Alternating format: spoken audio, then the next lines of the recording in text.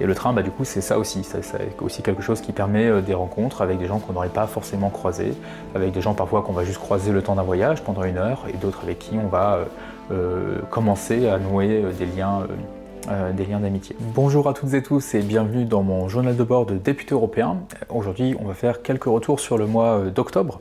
Le mois d'octobre qui a été assez particulier pour moi, député européen du parti Place Publique, puisque début octobre, on s'est retrouvé en Gironde, dans le sud-ouest de la France, pour les rencontres de Place Publique à La Réole, qui est une petite ville en Gironde, où j'étais du coup au début du mois d'octobre.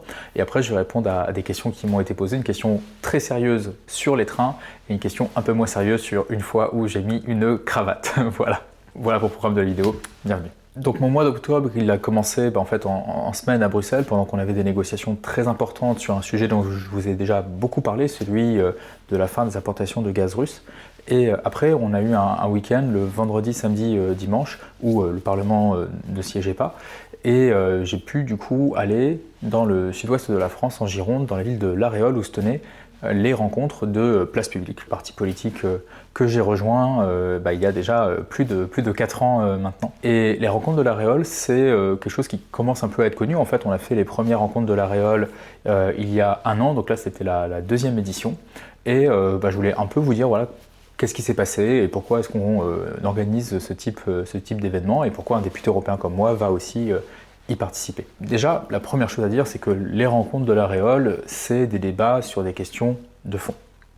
Et moi, je suis par exemple intervenu pour parler des enjeux d'industrie, comment est-ce qu'on réussit à revitaliser l'industrie française et européenne. C'est évidemment un combat que je mène au Parlement européen, mais c'est aussi quelque chose dont il faut qu'on discute entre Français, puisqu'il y a beaucoup de choses que la France pourrait faire. Si jamais on avait un gouvernement qui souhaitait prendre à bras-le-corps la question industrielle, il y a beaucoup de choses qui pourraient être faites pour faire avancer cette révolution énergétique, écologique et industrielle qu'on souhaite. Et donc du coup, j'ai participé à ce panel sur la question industrielle avec différents acteurs, avec Nicolas Goldberg qui est un expert de l'énergie, avec une chef d'entreprise qui nous a parlé de la manière dont son entreprise s'était transformée, une entreprise qui fabrique des chaussures en France, qui pendant la crise du Covid s'est mise à fabriquer des masques, et puisque c'est une femme d'entreprise qui aime beaucoup l'innovation, les nouveaux défis, elle s'est lancée en fait dans une nouvelle aventure avec des techniques qui permettent aux agriculteurs d'utiliser moins d'engrais en ayant une meilleure compréhension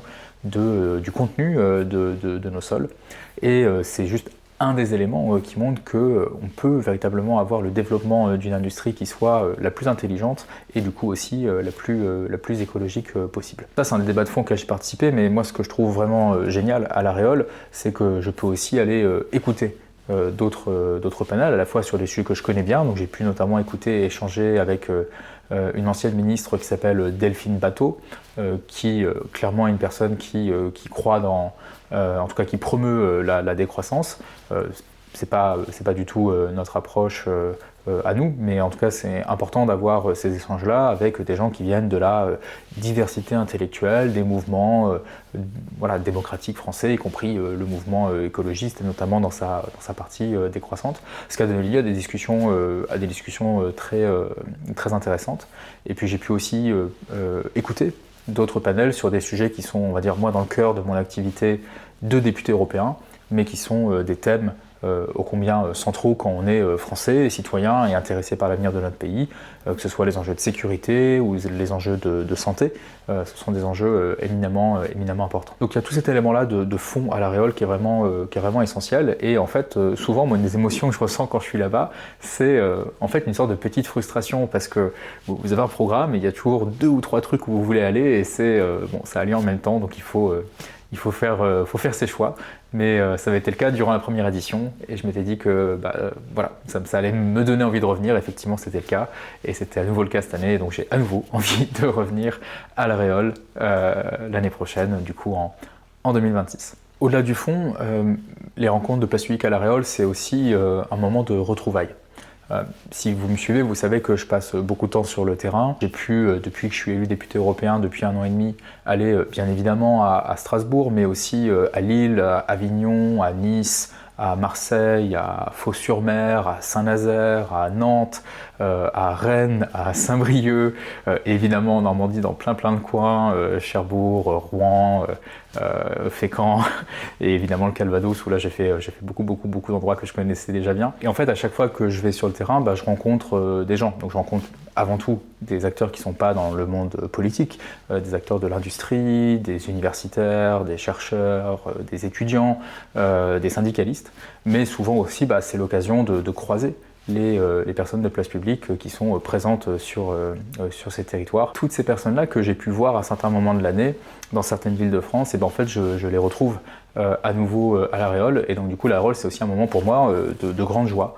Parce que, comme beaucoup de gens, je suis entré en politique pour défendre les idées, mais ce qui me donne de l'énergie au quotidien pour continuer le combat pour ces idées-là, c'est pas simplement les idées, c'est les gens. Et c'est les gens avec qui on se retrouve. Je pourrais parler de Aurélia, de Arnaud, je peux parler de Vanessa, d'Hélène, de Clémentine, plein de gens que je vois plus ou moins souvent selon les proximités géographiques et que je peux du coup retrouver à La Réole, et ça donne des moments toujours hyper agréable. Et enfin, c'est aussi un moment de rencontre, parce qu'en fait, quand je traverse un peu le pays, je rencontre des tas de gens, je me dis, tiens, ce serait bien si ces deux personnes-là, elles se connaissaient, et je pense qu'elles auraient des trucs à se dire, et ce serait hyper intéressant. Et donc du coup, ça a été ça aussi La Réole, c'est-à-dire qu'il y a certains moments où j'étais en mode bonjour, toi et toi, moi je vous connais tous les deux, vous ne me connaissez pas, mais parlez ensemble, parce que je vous connais suffisamment pour savoir que la rencontre sera probablement très intéressante pour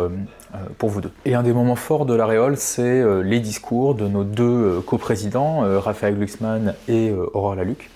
Et les deux discours de cette année, pour moi, étaient vraiment très riches et très intéressants. Et du coup, j'ai envie de vous inciter, et je mettrai un lien dans la description pour que vous puissiez aller les écouter, puisqu'ils sont aussi disponibles sur YouTube. Le discours d'Aurore était un discours hyper important sur ce qui se passe aux États-Unis en ce moment autour des enjeux de la monnaie. Nous, on est habitué à payer avec la monnaie européenne, l'euro, aux États-Unis le dollar, et en fait de plus en plus, il y a le développement de crypto-monnaies. Vous connaissez peut-être une de ces crypto-monnaies qui s'appelle le Bitcoin, et il y a aussi le développement d'autres types de crypto qui s'appellent des stablecoins qui, en tout cas dans la tête de leurs créateurs, ont vocation à remplacer la monnaie publique, contrôlée par des autorités publiques comme le sont la Banque Centrale Européenne ou la Fed, qui est la banque centrale aux États-Unis. Et le discours d'Aurore était très riche et nous alertait en fait sur cette menace-là.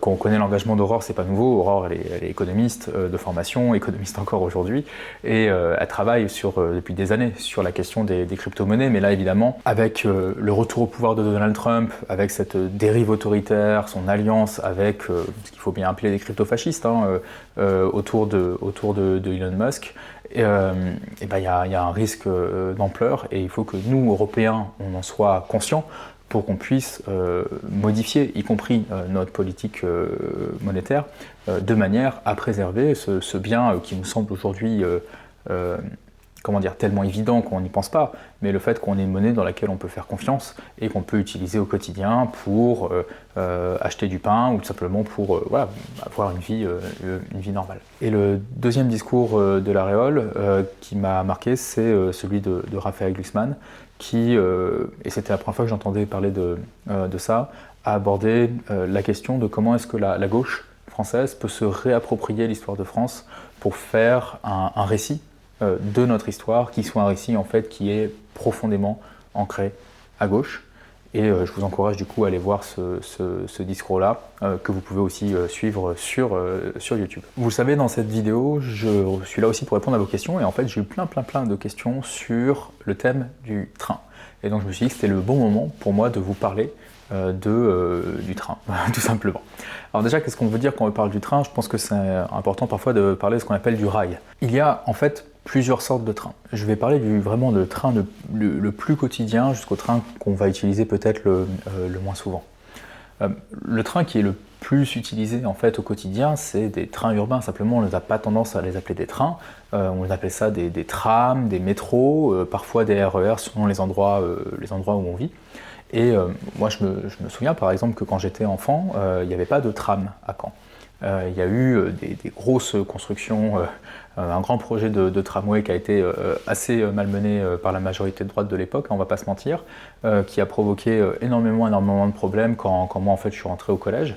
Et en fait quand je suis rentré au collège, c'était le moment où je pouvais plus aller à l'école à pied, enfin si je pouvais, mais c'était genre hyper long. Et donc du coup, je dépendais du bus ou du tram. Dès qu'en fait il y avait un problème sur le tram, forcément ça avait un impact direct du coup sur le collégien que j'étais et sur tous les autres collégiens du collège Le Chanteur de Caen qui du coup se souviennent voilà, de longues demi-heures, voire de longues heures d'attente à cause des travaux du tram. Donc là on était à l'époque toute fin des années 90 et tout début des années 2000. Toujours est-il qu'il y a eu un véritable retour des trams dans les villes de France et c'est une très bonne chose. Alors déjà pourquoi je dis un retour? Parce qu'en fait les trams c'était un des moyens de transport les plus fréquents dans les villes françaises il y a un siècle. Si vous prenez par exemple la place du Capitole à Toulouse, pour ceux qui ne connaissent pas c'est vraiment la place centrale de Toulouse, et cette place centrale de Toulouse il y a à peu près un siècle c'était une station de tram.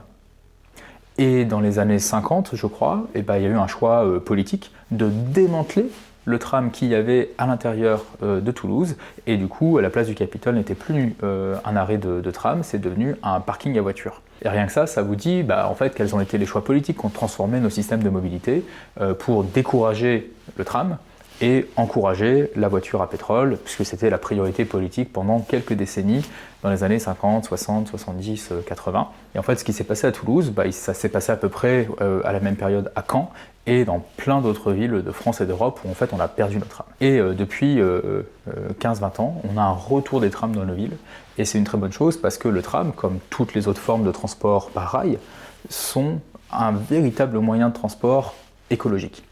Pourquoi? Parce que en fait, ça permet de se déplacer en utilisant un transport en commun, donc on est regroupé, donc ça consomme moins d'énergie, c'est ce qu'on peut appeler parfois de la sobriété énergétique, mais c'est aussi quelque chose qui nous permet de fonctionner avec autre chose que du pétrole, puisque quasiment tous les trains, il y a quelques exceptions, mais quasiment tous les trains fonctionnent directement avec de l'électricité que le train récupère depuis les caténaires qui sont installés. Donc le train, voilà, ça demande beaucoup d'investissement en infrastructure, mais une fois que ça fonctionne et que ça fonctionne bien, ça fonctionne bien, c'est déjà une très bonne chose.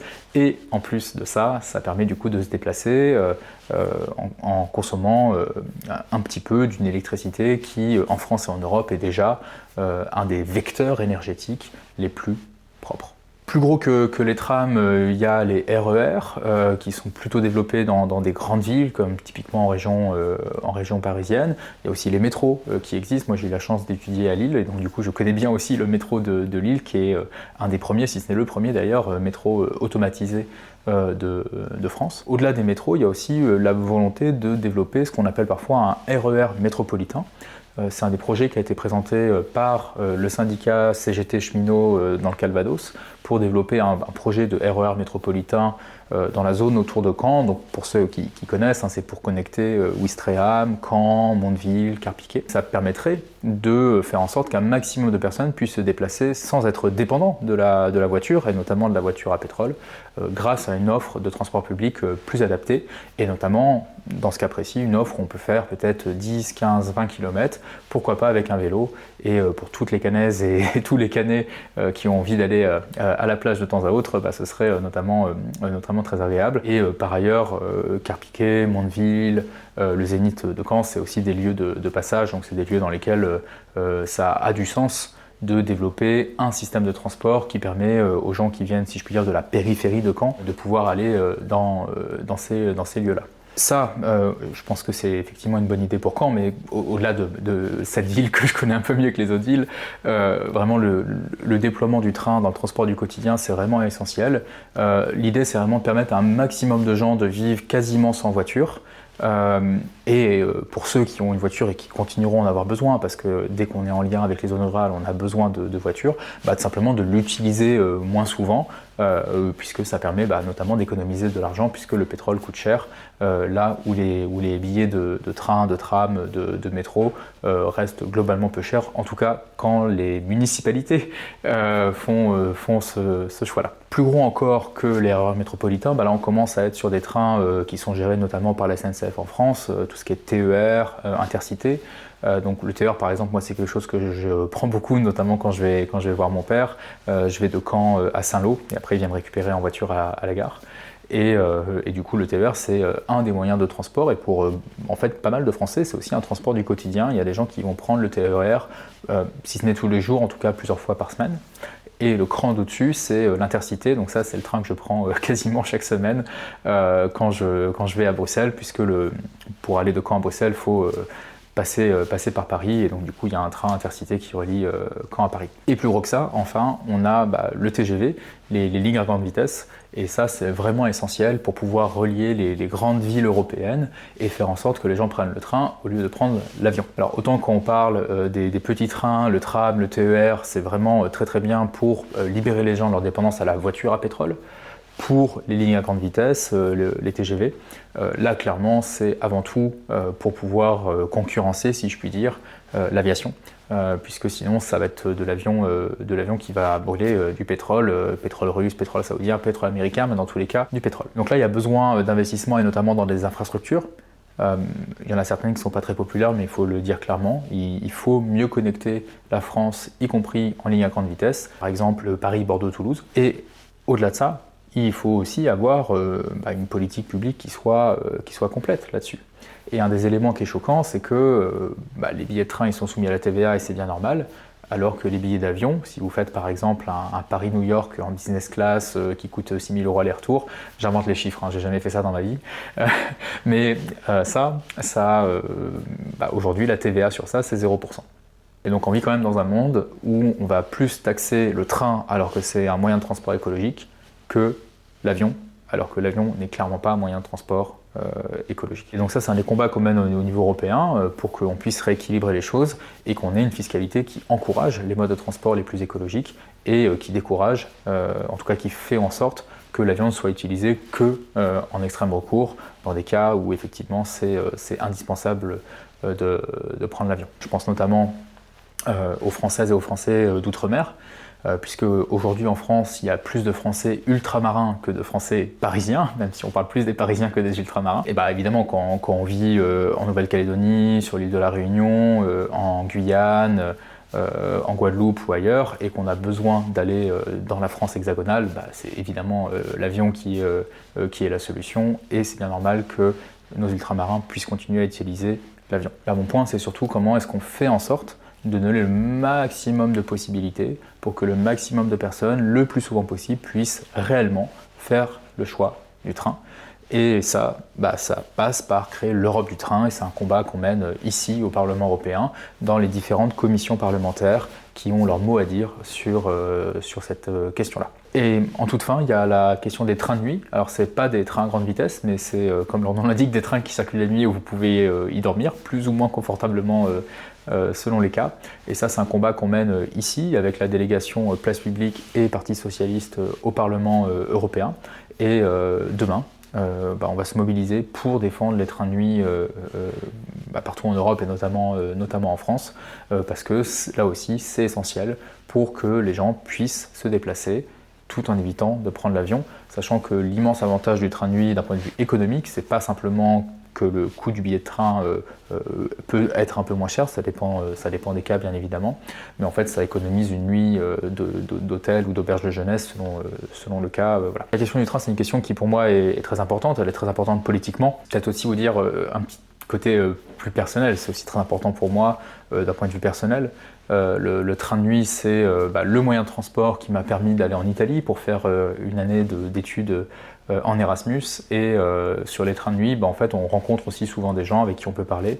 Et moi, j'ai une de mes amies, encore aujourd'hui, que j'ai pu rencontrer du coup dans un train de nuit, alors qu'on allait tous les deux devenir des étudiants français en Erasmus dans la belle ville de Bologne en Italie. Et le train, du coup, c'est ça aussi. C'est aussi quelque chose qui permet des rencontres avec des gens qu'on n'aurait pas forcément croisés, avec des gens parfois qu'on va juste croiser le temps d'un voyage pendant 1 heure, et d'autres avec qui on va commencer à nouer des liens des liens d'amitié. Aujourd'hui, en tant que député européen, je prends le train énormément. Je fais à peu près 1000 km de train par semaine. 1000 km, c'est plutôt la moyenne basse. Mais en fait, dès que je fais un aller-retour qu'en Bruxelles, par exemple, ou qu'en Strasbourg, tout de suite, ça fait 1000 km. Quand j'ai des déplacements pour faire des missions de terrain, comme là récemment à Cluny, à Clermont-Ferrand ou à Lyon, tout de suite, voilà, les chiffres vont au compteur. Et donc, du coup, j'ai envie de terminer ce petit élément personnel sur le train par des petits conseils. En fait, beaucoup de gens ont peur parfois de passer beaucoup de temps dans le train. Et je comprends. Moi aussi, au début, j'étais en mode waouh, 2 heures, c'est immense, etc., etc. Et en fait, j'ai l'impression, en tout cas pour moi, que plus j'ai pris le train, plus je me suis habitué et plus surtout j'ai emmené avec moi et structuré ma vie pour avoir des choses à faire dans le train. Et donc typiquement en tant que député européen, il y a parfois des moments où j'ai envie de lire des livres ou des articles un peu poussés et ça me demande du temps, ça me demande des choses parfois un peu complexes pour lesquelles il faut que j'ai 1 heure, 1 heure et demie sans être interrompu. Et ça, c'est vraiment des choses que je vais avoir tendance à faire dans le train parce que justement je suis dans cette espèce de bulle dans laquelle je peux me plonger. Ça, c'est quand j'ai envie de lire. Quand j'ai aussi envie de me divertir. Alors j'ai acheté une Nintendo Switch il y a quelques temps et surtout j'ai un ordinateur en fait. Tous les gens qui me connaissent savent que je suis un grand fan de jeux vidéo. Et du coup, c'est un des premiers investissements que j'ai fait quand j'ai été élu député européen, c'est d'acheter un bon ordinateur portable qui peut me permettre de faire des jeux vidéo que j'aime bien. Et je peux aussi travailler. Et donc du coup, quand je fais des longs voyages, ça c'est vraiment un truc qui change la vie. En février, je suis parti en Ukraine. Je suis allé de Caen en Normandie jusqu'à Kiev, la capitale de l'Ukraine, en train. J'ai fait des pauses entre les deux, ne vous inquiétez pas. Très long trajet. Et typiquement, un des segments du trajet, c'est le Paris-Berlin. Ça fait à peu près 8h30 en train. 8h30, on a envie de faire différentes choses pendant ces 8h30 là, mais en fait pouvoir à un moment se plonger dans un livre, à un moment juste répondre à des petits messages, écrire à des amis grâce à son téléphone, et à d'autres moments jouer à des jeux vidéo, ça permet en fait d'aborder le train de manière différente. Du coup, si vous hésitez à utiliser plus le train, je vous encourage clairement à le faire et réfléchissez déjà en fait aux choses que vous aimez bien faire dans la vie et que vous pouvez continuer à faire dans le train. Ça va permettre que le voyage se passe beaucoup plus rapidement. Et surtout, les voyages en train, en fait, c'est quand même vachement plus confortable que en voiture ou en avion, ne serait-ce que parce qu'on peut marcher dans ce train. Et ça rend, en tout cas pour moi, ces voyages-là beaucoup plus agréable. Et la dernière question, je ne sais pas si elle était sérieuse ou pas sérieuse, mais elle vient d'un bon copain qui s'appelle Arthur Delaporte, qui, en fait, il vient de Comans-Plaine, qui est le village juste à côté de chez moi. Et Arthur, c'est notamment le député socialiste de la 2e circonscription du Calvados, qui est l'endroit où je vis, donc c'est aussi mon député à moi. Et donc du coup, moi, il est entré en politique avant moi, même s'il est un peu plus jeune que moi, et il m'a un peu taquiné durant la campagne électorale, notamment sur le fait que je mettais pas toujours des chemises, etc. Et donc la question qu'il me pose, c'est il me demande pourquoi est-ce qu'il m'a vu avec une cravate. Voilà. En fait, la cravate, c'est pas trop mon truc. J'en ai porté quand c'était obligatoire, typiquement dans l'armée, en tout cas quand on est officier. Dans l'armée de terre, en état-major, ça fait partie de l'uniforme. On a une cravate noire très fine qui fait partie de l'uniforme, donc là évidemment je l'ai portée. Mais c'est vrai qu'au quotidien, avoir un bout de tissu qui limite la circulation sanguine entre la tête et le reste de mon corps, c'est pas quelque chose que j'aime beaucoup faire. Mais je le fais à certains moments, et notamment dans les moments en fait où je considère qu'il y a un décorum, quoi. Il y a un niveau peut-être de cérémonie ou de rituel que je veux donner. Au final, j'ai vraiment porté que 2 fois la cravate depuis que je suis député européen. Je l'ai portée le 11 novembre 2024 pour commémorer tous les soldats français qui sont morts pour la France durant toutes les guerres et notamment la Première Guerre mondiale. En tant que député européen, j'étais à la cérémonie qui était très belle et très émouvante au mémorial de Caen. Et bien évidemment que je mets une cravate quand il s'agit de rendre hommage à l'honneur des soldats qui sont tombés pour notre liberté. Et de manière plus triviale, j'ai mis une autre cravate il y a pas très longtemps, puisque j'ai eu l'occasion d'échanger directement avec la présidente du Parlement européen, Roberta Metsola, et vu que c'était la première fois que je pouvais échanger avec elle en bilatéral, je me suis dit que là, le port de la cravate était conseillé. A priori, vous allez continuer à me voir principalement sans cravate, mais si jamais j'en mets une, c'est qu'a priori, je considère que voilà, il y a une solennité à mettre dans dans ce moment-là. Merci d'être resté jusqu'au bout, d'avoir entendu parler de choses aussi passionnantes que la cravate en politique, ou de choses un peu plus sérieuses comme la place du train dans la transformation écologique de nos sociétés. Donc comme d'habitude, vous pouvez cliquer sur la petite cloche pour recevoir la notification. Vous pouvez aussi vous abonner à la chaîne et j'attends avec impatience vos questions pour qu'on puisse du coup parler dans les mois à venir des sujets qui vous intéressent.